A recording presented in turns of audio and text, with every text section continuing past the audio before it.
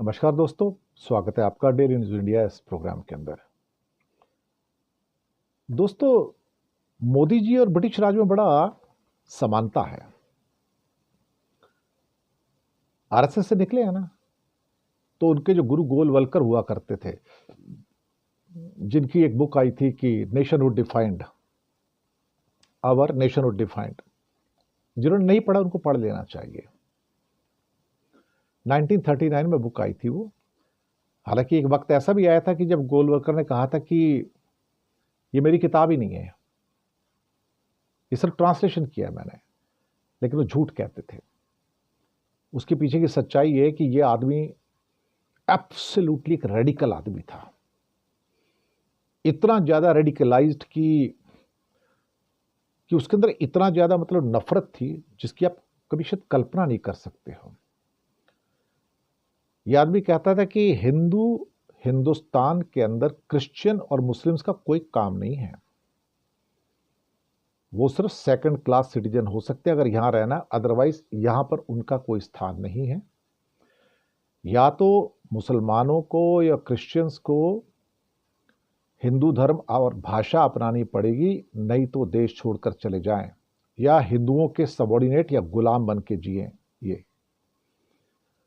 और साथ में वो समझते थे कि हिंदू स्टेट को क्रिश्चियंस और मुसलमान सबसे बड़ा थ्रेट हैं, सबसे बड़ा खतरा है।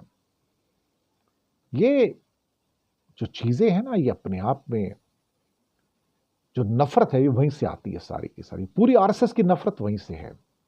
एक समय ऐसा आया कि बाद में गोलवलकर ने कहा कि नहीं, ये मेरी किताब नहीं है, मैंने तो सिर्फ जो एक 1934 के अंदर राष्ट्र मीमांसा आई थी उसका अनुवाद किया था। लेकिन वो आंखों को धोखा देने वाली बात है, क्योंकि राष्ट्र मीमांसा में जो लिखा था, जो इसमें लिखा हुआ रेडिकली डिफरेंट है। गोलवलकर एक ऐसे, मैं तो उनको एक हिंदू आतंकवादी कहूंगा, इससे ज्यादा और कुछ नहीं कहूंगा, कि एक अर्लीस्ट हिंदू आतंकवादी जो हो सकता है उसको मैं गोलवलकर को उसी रूप में देखूंगा कि जो आदमी मुसलमानों को और क्रिश्चियंस को हिंदुओं का गुलाम समझे और कहे कि अगर यहाँ रहना है तो तुम्हें हिंदू धर्म अपनाना पड़ेगा, लैंग्वेज और कल्चर अपनानी पड़ेगी, और तुम एक सेकंड ग्रेड सिटीजन रहोगे यहाँ पर, अदरवाइज तुम यहाँ पर छोड़ के चले जाओ, तुम्हारा कोई हक नहीं है। तो ये ऐसा कोई आतंकवादी सोच सकता है। तो हिंदू आतंकवाद की शुरुआत भी वहां से है, और अल्टीमेटली फिर हिंदू आतंकवादी के रूप में जो एक प्रोडक्ट निकलता है, इसका नाम नाथूराम गोडसे है, वो इसी विचारधारा से निकलता है, वो इसी विचारधारा से निकलता है। तो गोली चलाई थी तो डिक्लेयर्ड पहला हिंदू आतंकवादी तो नाथूराम गोडसे ही था। खैर, अब बात कर रहे हैं मोदी जी की, कि मोदी जी को भी बहुत आदत है अंग्रेजों की तरह लोगों को अंदर डालने की। जेल में डाल दो, पकड़ो जेल में डाल दो, मुख्यमंत्री हो जेल में डाल दो, लीडर हो जेल में डाल दो, विपक्ष का लीडर हो जेल में डाल दो, राहुल हो जेल में डाल दो, केजरीवाल हो डाल दो, सिसोदिया हो डाल दो, हेमंत सोरेन हो डाल दो। मैं तो एक एडवाइस लेके आया हूं कि काला पानी की जो जेल है ना अंडमान की, वो दोबारा से खुलवा दो। अभी वो म्यूजियम बनाया है, उसको लाइट एंड साउंड शो होता है, बंद करवा दो। और काय को तिहाड़ वगैरह में रखना है इनको?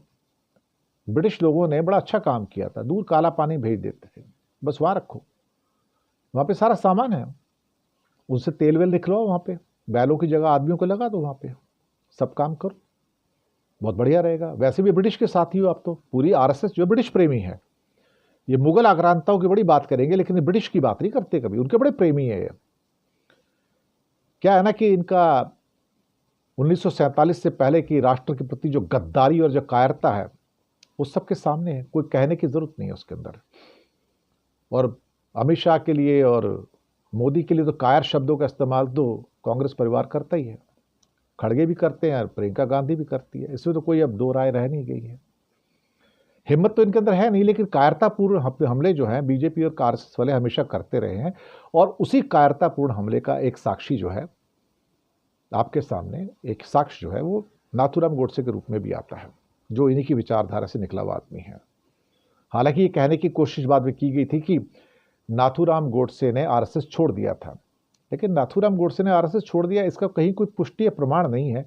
इस बात का पुष्टि प्रमाण जरूर है कि नाथूराम गोडसे आरएसएस में था। उसको बाद में उसको डी लिंक इसलिए करवाया गया कि अमेरिका के द्वारा, सीआईए के द्वारा और राइट विंग्स के द्वारा, जो कांग्रेस के अंदर भी कई राइट विंग्स थे उस टाइम की, अगर एक बार को गांधी की हत्या का धब्बा आरएसएस पर लग गया तो फिर आरएसएस पूरी लाइफ के लिए बर्बाद हो जाएगी, फिर वो कभी ऊपर उठ नहीं पाएगी वो। तो इस धब्बे को नहीं आने देना उसको। तो फिर हो सकता है कि उसके अंदर जो जांच करनी चाहिए थी उस समय की, जो उसके आरएसएस के लिंक थे सारे, उसकी जांच हुई नहीं एक्चुअली देखा जाए तो। लेकिन आएगा वक्त, तो आता है कभी ना कभी, कि जब पूरी आरएसएस ही उसी घेरे में निकल कर खत्म हो जाएगी। क्योंकि इस किस्म की जो ऑर्गेनाइजेशंस होती हैं, जैसे नाजीज हैं वहाँ पर जर्मनी में थे, नाजिज्म वो ख़त्म हुआ, वैसे ही ये जो नाजी हैं इंडिया के नए न्यू नाजी जो हैं आरएसएस वाले, वो भी ख़त्म हो जाएंगे। तो इन लोगों की उम्र होती है, कोई 50 साल, कोई 70 साल, कोई 80 साल, कोई 100 साल, कोई 125 साल, 150 साल, इससे ऊपर नहीं। खत्म होना है, इनको होना है।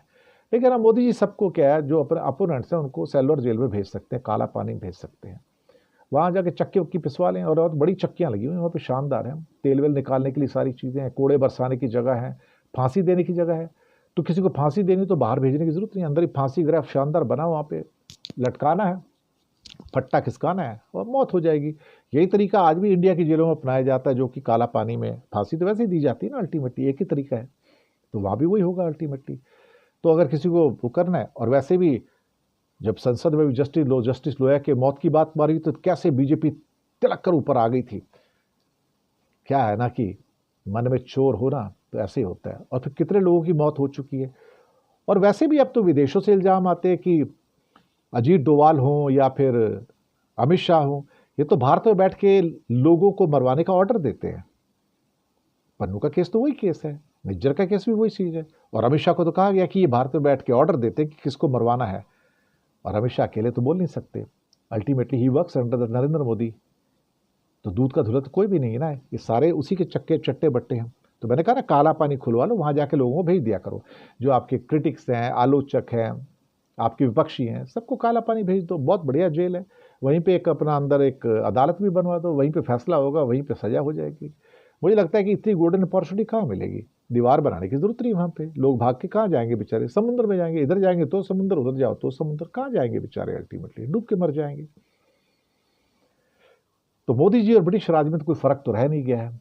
बस ये है कि संविधान का नाम लेके लोगों को मारते रहो, खत्म करते रहो, यही होगा, और क्या हो सकता है। शुक्रिया आपका।